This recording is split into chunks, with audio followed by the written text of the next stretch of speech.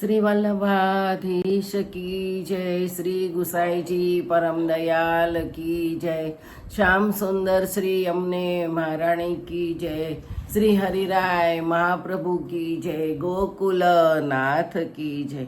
આપણે ષોડશ ગ્રંથ વિશે રસપાન કરીએ છીએ. તેમાં અંતઃકરણ પ્રબોધ ચાલે છે.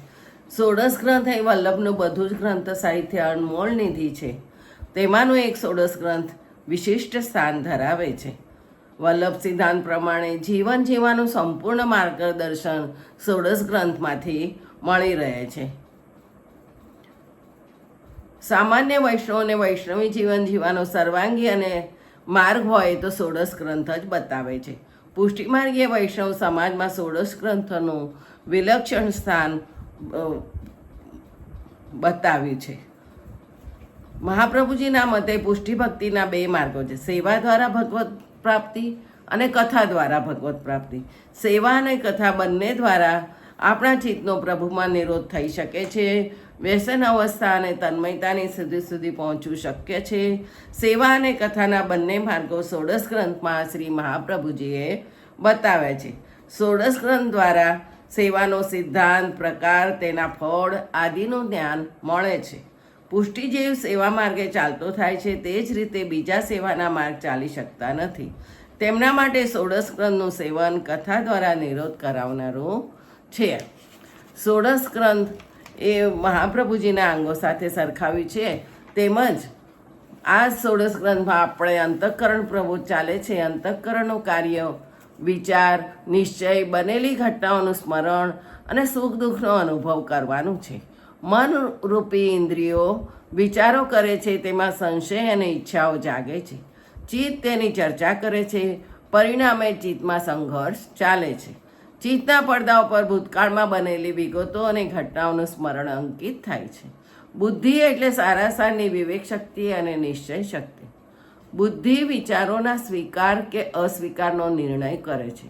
બુદ્ધિના નિર્ણયોનું સંચાલન અહંકાર કરે છે. આપણા માથામાં જે મગજ છે તેમાં મનનું સ્થાન આંખની બે ભ્રમરોની વચ્ચે છે.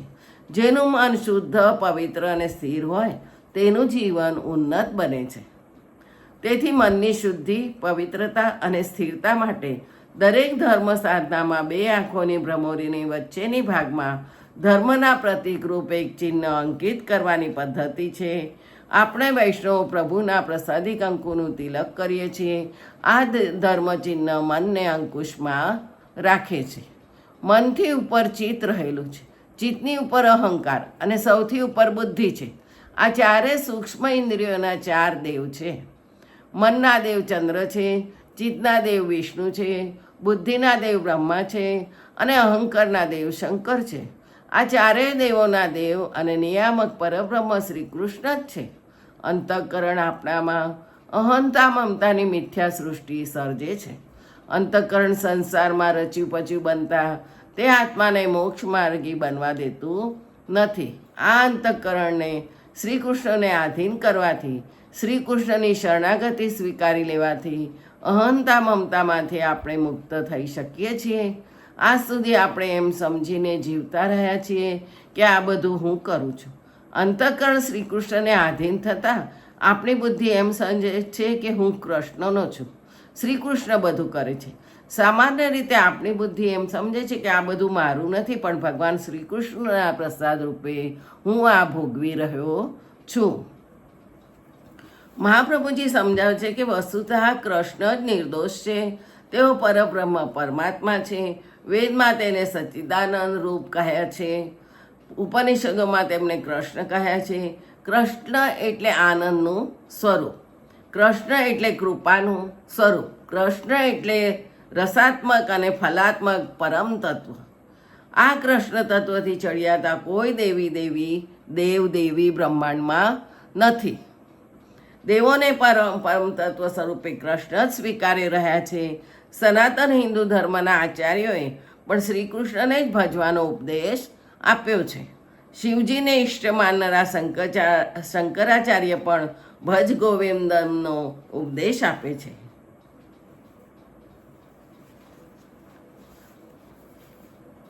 કૃષ્ણ સ્વરૂપ એવું છે કે તેમાં એક પણ દોષ નથી. તે પૂર્ણ રીતે નિર્દોષ અને પૂર્ણ પુરુષોત્તમ ગુણ સ્વરૂપ છે.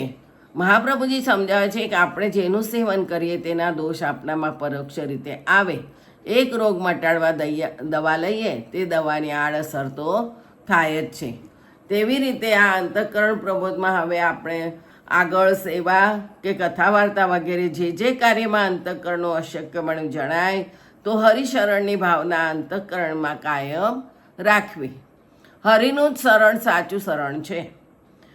અને નવરત્ન ગ્રંથમાં જણાવ્યા પ્રમાણે ચિત્તનું સમાધાન કરવું, પરંતુ કઈ રીતે ચિંતાને પ્રાપ્ત ન થવું.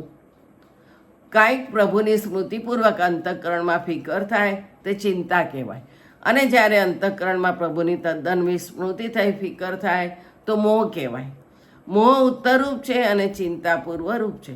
માટે જ ગમે તે બાબતમાં ચિંતા ન થવા માટે નવરત્ન અને અંતઃકરણ પ્રબોધ ગ્રંથમાં બોધ આપેલ છે.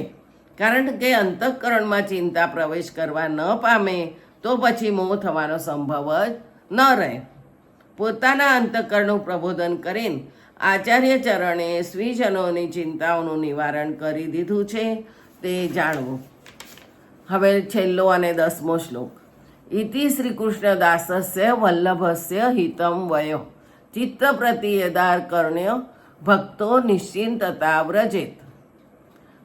અર્થ: એ પ્રમાણે શ્રી કૃષ્ણના દાસ શ્રી વલ્લભના ચિત્ત પ્રતિ કહેલ હિતકારી વચન સાંભળીને ભક્ત નિશ્ચિતપણાને પામે છે. પ્રભુ પ્રત્યે દાસપણાથી રહેનારને કોઈ પ્રકારથી ચિંતા કરવાની રહેતી નથી. એમ બતાવવા માટે અહીં શ્રી મહાપ્રભુજી પોતે પોતાના માટે શ્રી કૃષ્ણના દાસ એવું વિશેષણ આપે છે.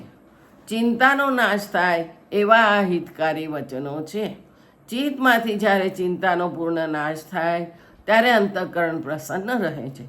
પ્રસન્ન અંતઃકરણથી જ દાસ ધર્મ બજાવાય છે.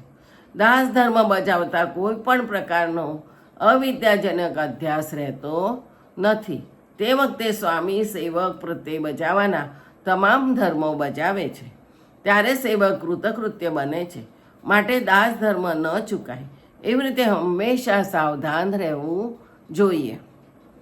આ અંતઃકરણ પ્રબોધ ગ્રંથ પોતાના અંતઃકરણ એટલે વૈષ્ણવોને ઉદ્દેશી ભક્તો માટે આચાર્યજી મહાપ્રભુજીએ કરેલો છે. એમ આસપાસના સંજોગો જોતા તથા પ્રાચીન ટીકા ગ્રંથો જોતા જણાય છે. શ્રી વલ્લભાચાર્ય વિરચિત અંતઃકરણ પ્રબોધ કૃષ્ણાર્પણ.